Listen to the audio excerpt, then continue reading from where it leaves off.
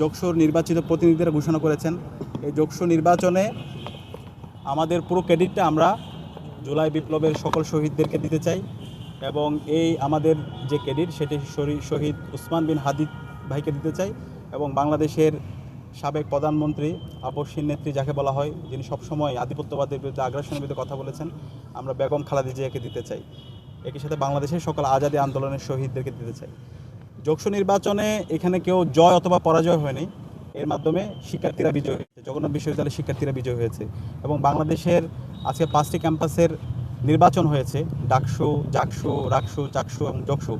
এখানে আমরা যারা নির্বাচন করেছি আমরা প্রত্যেকেই জুলাইয়ের সহযোদ্ধা। তো আমাদের এখন মূল উদ্দেশ্য হচ্ছে সবাইকে একসাথে নিয়ে কাজ করা। জুলাই বিপ্লবে যেভাবে আমরা ঐক্যবদ্ধভাবে রাজপথে নেমেছিলাম, আমাদের কমন গোল ছিল এবং গ্রেটার আমাদের পারপাস ছিল। এখন এই নতুন বাংলাদেশ বিনির্মাণ করার জন্য আমরা প্রতিটি ক্যাম্পাসে সবাইকে একসাথে নিয়ে ঐক্যবদ্ধভাবে আমরা কাজ করব। ইতিমধ্যে আমরা 4টা সংসদ কাজ শুরু করেছি।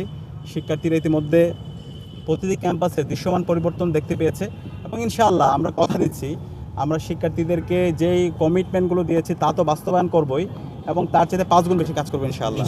এবং আমরা আমাদের ক্যাম্পাসগুলোতে এমন একটা স্ট্যান্ডার্ড আমরা নিয়ে যেতে চাই যেন আর ক্যাম্পাসটা কখনো আর পেছনে না আসে।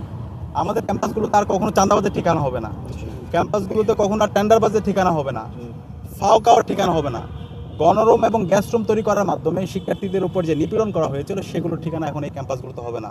ক্যাম্পাসগুলোতে কোনো মাসল পলিটিক্স চলবে না, ক্যাম্পাসগুলোতে থাকবে ভ্যালুসের রাজনীতি, আইডিয়ার রাজনীতি। ইতিমধ্যে আমরা দেখতে পাচ্ছি সকল ছাত্র সংগঠনগুলো সেই প্রতিযোগিতা শুরু করেছে এবং আমরা আশা করছি ঢাকা বিশ্ববিদ্যালয় কেন্দ্রীয় ছাত্র সংসদ এবং অন্যান্য ছাত্র সংসদ আমরা সবাই একসাথে আমরা ঐক্যবদ্ধভাবে আমরা আমাদের কাজগুলো করবো ইনশাআল্লাহ।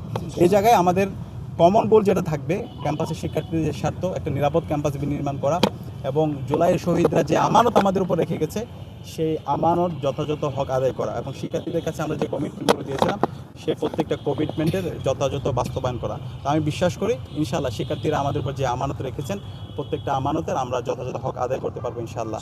আর ঢাকা বিশ্ববিদ্যালয় কেন্দ্রীয় ছাত্র সংসদের পক্ষ থেকে আমরা জগন্নাথ বিশ্ববিদ্যালয় কেন্দ্রীয় শিক্ষার্থী সংসদকে আন্তরিক মোবারকবাদ জ্ঞাপন করছি এবং একই সাথে আমরা 2 ছাত্র সংসদ একসাথে আমরা শিক্ষার্থীদের ছাত্র সংসদের যে কোনো বিষয়ে এবং এই দেশের ইনসাফের প্রশ্নে আধিপত্যবাদের বিরুদ্ধে আগ্রাসনের বিরুদ্ধে আমরা আমাদের প্রতিরোধ আমরা একসাথে জারি রাখবো ইনশাআল্লাহ।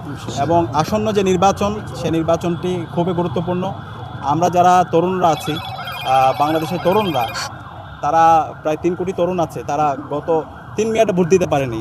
তো সকল নাগরিকরা যেন সুস্থভাবে ভোট দিতে পারে এবং একটি ফ্রি, ফেয়ার, ক্রেডিবল, ট্রান্সপারেন্ট যেন আমরা একটা নির্বাচনের ব্যবস্থা করতে পারি, সেই জন্য সকল অংশীজনদেরকে সাথে নিয়ে আমরা আমাদের কাজ করব। আমরা রাজনৈতিক দলগুলোকে আহ্বান করব আমরা যেন সবাই দায়িত্বশীল আচরণ করি।